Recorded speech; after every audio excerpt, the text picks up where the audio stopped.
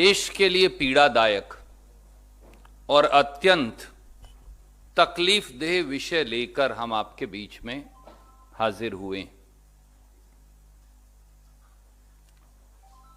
क्या झूठे राष्ट्रवादी, क्या देश की सेनाओं की वीरता के नाम पर वोट बटोरने वाली मोदी सरकार देश की सेनाओं के साथ धोखा कर रही है? देश की सेना का मनोबल तोड़ रही है? आज सवाल सीधा यह है, जो 73 वर्षों में शायद नहीं हुआ, वो माननीय नरेंद्र मोदी जी उसकी प्रस्तावना कर रहे हैं। शायद हर राष्ट्र भगत के लिए इससे ज्यादा तकलीफदेह विषय हो ही नहीं सकता। मोदी सरकार सेना के अधिकारियों से धोखा कर रही है और उनके हितों पर कुठाराघात कर रही है। सैन्य अफसरों की आधी पेंशन काट लेने की प्रस्तावना देश की सेना के मनोबल को गिराना है। शहीद सैनिकों की वीरता और झूठे राष्ट्रवाद के नाम पर वोट बटोरने वाली मोदी सरकार देश के इतिहास की पहली सरकार बनने जा रही है, जो सीमा पर रोजाना अपनी जान की बाजी लगाने वाले सैन्य अफसरों की पेंशन काटने और सक्रिय सेवा, एक्टिव सर्विस के बाद जीवन के दूसरे विकल्प तलाशने पर डाका डालने की तैयारी कर रही है। और उसके लिए यह प्रस्तावना, यह प्रपोजल, जिसकी प्रतिलिपि मैं आपको जारी कर रहा हूं, यह प्रस्तावना जो है यह दी गई है मोदी सरकार के द्वारा। एक तरफ तो स्वांगरच मोदी जी सेना के लिए दिया जलाने की बात करते हैं और दूसरी तरफ साहसी और बहादुर सैन्य अफसरों के जीवन में उनकी पेंशन काट दिवाली के मौके पर अंधेरा करने का प्रयास कर रहे हैं। यही भाजपा का झूठा और असली राष्ट्रवाद है। आइए इसके 5 महत्वपूर्ण पहलू जानें। पहला, सेना में भर्ती होते हुए यानी मिलिट्री कमीशन के समय इंडियन मिलिट्री एकेडमी में हर सैन्य अधिकारी से 20 साल की कंपलसरी सर्विस का बॉन्ड भरवाया जाता है। हम सब जानते हैं 20 साल की सैन्य सेवा के बाद, सेना की सेवा के बाद सैन्य अधिकारी लास्ट ड्रॉन पे के ऊपर फुल पेंशन पर रिटायर हो सकता है, यानी लास्ट ड्रॉन पे की आधी तनख्वाह पेंशन होगी।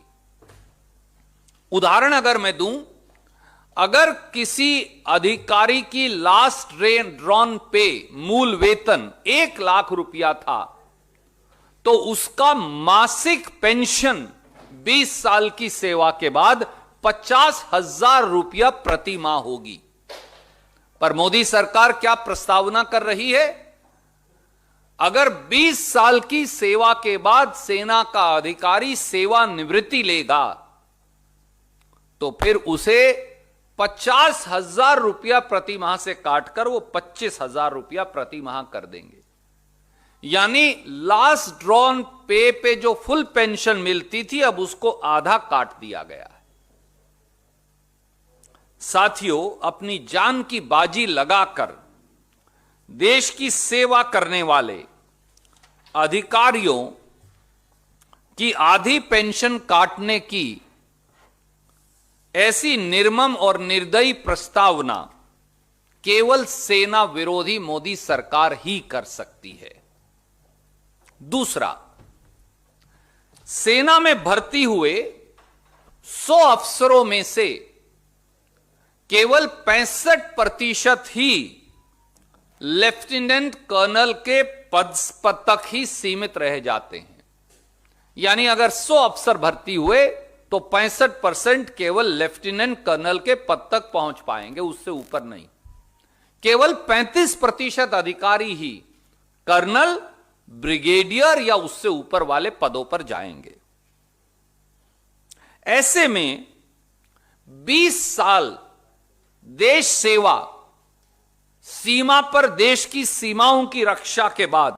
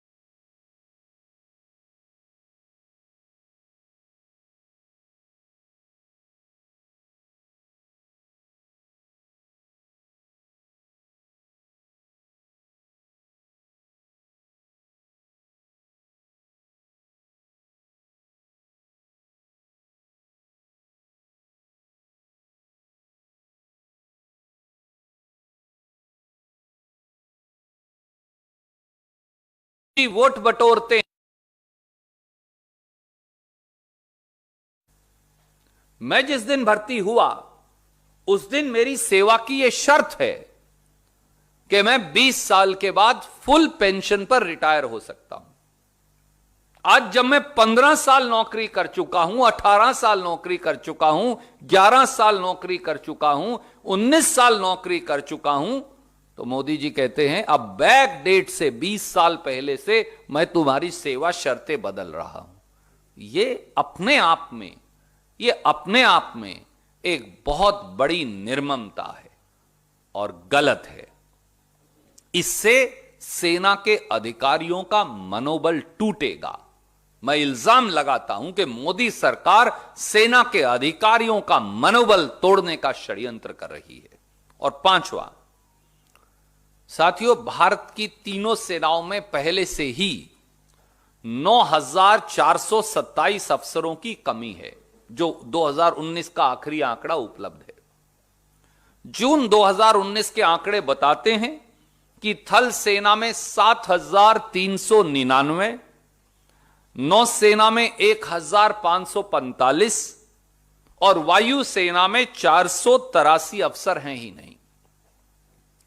मोदी सरकार की सेना का मनोबल तोड़ने की इस प्रस्तावना के बाद स्वाभाविक तौर से देश के युवाओं का सेनाओं में भर्ती होने के प्रति आकर्षण कम हो जाएगा। इससे नुकसान किसको होगा? तो वो लीन और मीन फाइटिंग मशीन जो है, जो एक हमारी यंग सेना है, युवा सेना है, वो प्रभावित हो जाएगी। और एक छोटा सा पहलू है जो मैंने यहां लिखा नहीं पर आपको बताना चाहूंगा। जब आप एक लेवल से ऊपर चले जाते हैं तो आप लड़ाई वाली पोस्टिंग की बजाय स्टाफ पोस्टिंग पर चले जाते हैं, क्योंकि आपको बॉर्डर के ऊपर सियाचिन हो, लद्दाख हो, उत्तर पूर्व हो, पाकिस्तान की सीमा हो, यंग ऑफिसर्स आप रखते हैं। जो सीनियर हो जाते हैं उन्हें स्टाफ पोस्टिंग कहते हैं। तो अब इस प्रस्तावना के मुताबिक तो सब स्टाफ पोस्टिंग्स हो जाएंगी, तो इतनी पोस्ट तो है ही नहीं, तो फिर नई पोस्ट क्रिएट करेंगे और पैसा लगेगा, तो फिर बचत क्या होगी? और 8,000 करोड़ का जहाज जो प्रधानमंत्री खरीद सकता है, 7,500 करोड़ के इश्तेहार दे सकता है, वो सेना की पेंशन क्यों काट रहा है? उन्हें सेना की 50% पेंशन देने में तकलीफ क्या है? साथियों, सच्चाई यह है कि मोदी सरकार लगातार सेना विरोधी कार्य कर रही है 6 साल से। और इसके अलावा मैं 7 महत्वपूर्ण कार्य यहां एक एक लाइन में बताऊंगा। पहला, मोदी सरकार ने आज तक 1 रैंक 1 पेंशन लागू नहीं की। दूसरा, मोदी सरकार ने जो कांग्रेस, यूपीए और सरदार मनमोहन सिंह जी, सोनिया गांधी जी ने शुरू की थी, सेना की non functional utility benefit scheme, जिसमें ऑटोमेटिक टाइम बाउंड पे प्रमोशन का प्रावधान था, उसे खत्म कर दिया। तीसरा, यहां तक कि सेना की कैंटीन से रिटायर्ड सेना के अधिकारी, सर्विंग सेना के अधिकारी अपनी जरूरत का सामान ले लेते थे। यह तो सरकार इतनी मक्खी चूस है, 8,000 करोड़ का जहाज प्रधानमंत्री के लिए खरीद लेगी, पर आप कितनी साबुन और शैंपू खरीदोगे उनके ऊपर भी सीमा लगा दी। मोदी सरकार ने सियाचिन और लद्दाख में, और यह मैं नहीं कह रहा, सीएजी ने कहा कि सियाचिन और लद्दाख में सेना के लिए इक्विपमेंट, उनके लिए जूते, बुलेट प्रूफ जैकेट, सर्दी का गियर, उसे खरीदने में भयंकर देरी कर दी। मोदी सरकार ने डिसेबिलिटी पेंशन पाने वाले सेना के अधिकारियों पर इनकम टैक्स लगा दिया। मोदी सरकार ने शॉर्ट सर्विस कमीशन, भी तो सेना की सेवा है, जो वो सेवा करके साथी वापिस आते थे, उनकी मेडिकल फैसिलिटी विड्रॉ कर ली। मोदी सरकार ने 70,000 सैनिकों वाली माउंटेन कॉर्प्स कोर, जो हमने बनाने का निर्णय किया था सरदार मनमोहन सिंह जी के कार्यकाल में, ताकि पूरे चीन की सीमा पर वो लगाया जा सके, पैसों की दुहाई देकर उसे खत्म कर दिया। और अब देश की सेना पर मोदी सरकार के इस ताजे हमले की प्रस्तावना ने झूठे राष्ट्रवादियों का सेना विरोधी चेहरा उजागर कर दिया है। हमारी मांग है कि देश के प्रधानमंत्री मोदी जी सामने आकर इस पर वक्तव्य दें और सेना विरोधी इस 29 अक्टूबर 2020 की प्रस्तावना को बगैर देरी के वापस लें। Before I take your questions, I want to say very, very briefly in English. Modi government has betrayed our brave armed forces. Modi government is deliberately hurting the morale of our armed forces by snatching away 50% of their pension. Habitual of seeking votes on the sacrifice of our brave soldiers and on fake nationalism, Modi government has become the first regime in the history of India to steal the pension of our armed forces and its officers and hurt their alternate career choices after active service for our motherland. And this is an evidence thereof. And 4 or 5 things, while Prime Minister exhorts the country to light a candle for our forces, he spreads darkness in their lives by even cutting their pension and blocking their career progression. If this is not BJP's fake nationalism, then what is? And I want to very quickly highlight 5 short points. An officer can retire after 20 years of active service with full pension. So he or she gets 50% of the last drawn basic pay. Hypothetically, if an officer was getting 1 lakh rupees as last drawn pay per month, then the pension would be 50,000 rupees per month. Modi government seeks to reduce it from 50,000 to rupees 25,000 per month. That means they want to apply 50% cut to that also. Secondly, on an average, only 65% of the officers of the armed forces, they are confined actually to the rank of lieutenant colonel. They do not go above that.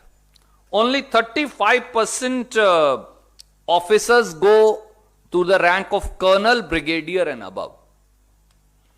So these 65% officers, almost always what they do, On completion of 20 years of service, they choose an alternative career path in the civilian field, contributing to the nation building. And many people and governments and private enterprises take them willingly. So they have served the motherland for 20 years and then they serve the country for rest of their times.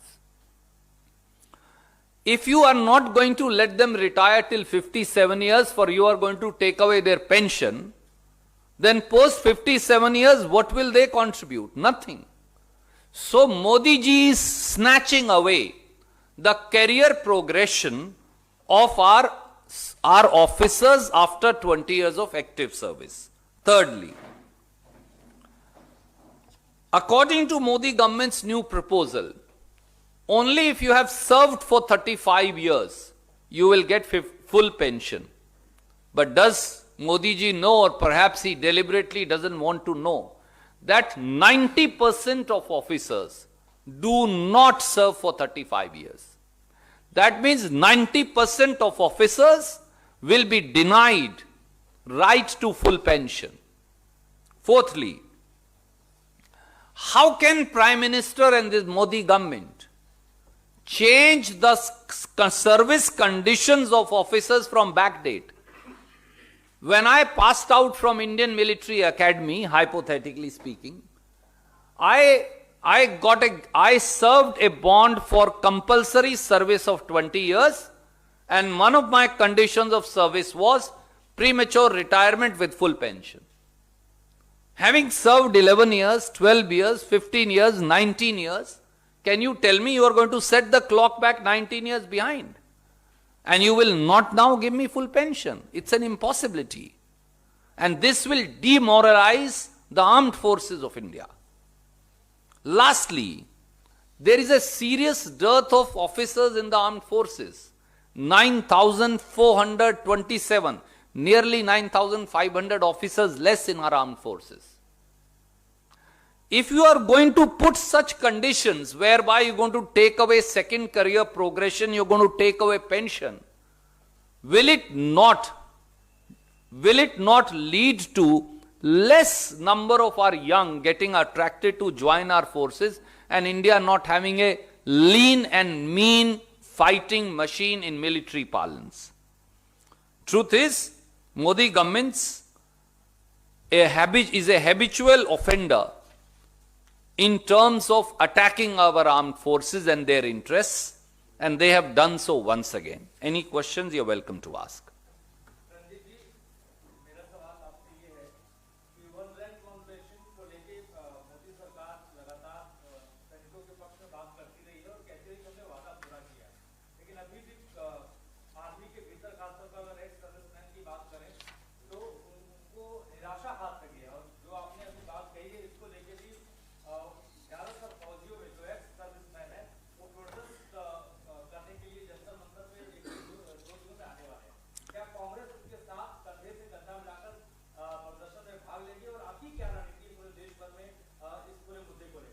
आदरणीय साथी, 2014 में सरदार मनमोहन सिंह जी और राहुल गांधी जी सरदार मनमोहन सिंह जी की सरकार ने राहुल गांधी जी की प्रार्थना और फौज के जो हमारे पर्सनल हैं, वेटरन्स हैं, उनकी दरख्वास्त पर जो आदेश जारी किया था वो वन रैंक वन पेंशन का फाइनल ऑर्डर था। मोदी सरकार ने निर्दयता से देश की फौज से, देश के सैनिकों से, जिन रणबांकुरों की कुर्बानी पर वो राजनीति करते हैं, उनसे वन रैंक वन पेंशन का अधिकार छीन लिया। अनेकों बार श्री राहुल गांधी जी ने कहा है और कांग्रेस पार्टी ने कहा है, इसी मन से कहा है, हम वन रैंक वन पेंशन के पक्षधर हैं।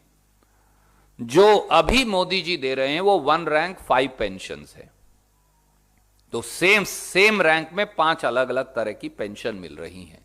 यह घोर अन्याय देश की फौज के साथ है और मैंने इसीलिए 7 अलग अलग पहलू गिनाए।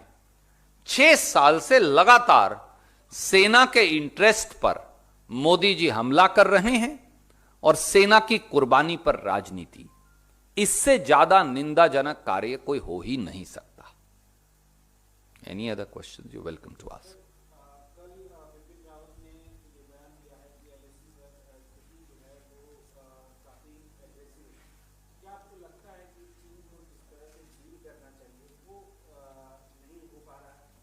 आदरणीय साथी, पूरा देश समेत भारतीय राष्ट्रीय कांग्रेस के हमारी सेना के साथ एकजुट खड़ा है। हमें हमारी सेना पर गर्व है कि इस विषम परिस्थितियों में भयंकर बर्फबारी के बीच मोदी जी ने सेना को पूरा प्रोटेक्टिव गियर भी नहीं दिया बर्फ से बचने का, उसके बावजूद भी भारत माता का झंडा पकड़, देश का तिरंगा पकड़ हमारी सेना के बहादुर जवान और अधिकारी आज भी दुश्मन के सामने भारत मां की रक्षा के लिए सीना ताने खड़े हैं, हर कुर्बानी को तैयार। हमें गर्व है उन रणबांकुरों पर सवाल यह भी है कि देश के प्रधानमंत्री और सरकार क्या कर रही है। वो चीनी दुस्साहस को कैसे जवाब देगी, चीन को भारतीय सीमा से पीछे कैसे खदेड़ेगी, क्योंकि दुर्भाग्य से देश के प्रधानमंत्री तो चीन शब्द बोलने से डरते हैं। चीन का शब्द ही उनके मुंह से निकलता नहीं। तो इसलिए इस प्रश्न का जवाब देश के प्रधानमंत्री को 130 करोड़ देशवासियों को देना चाहिए। धन्यवाद।